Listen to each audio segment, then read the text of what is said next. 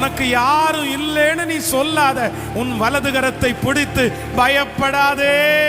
இந்த சூழ்நிலையில, இந்த பிரச்சனையில, நீ சந்திக்கிற இந்த போராட்டத்தில் நான் உனக்கு துணை நிற்கிறேன்.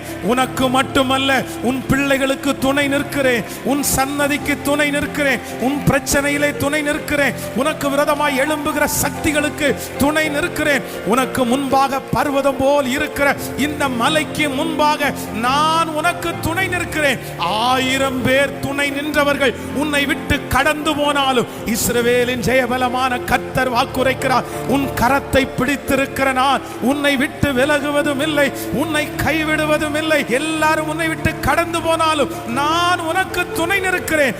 பயப்படாதே, நான் உனக்கு துணை நிற்கிறேன்.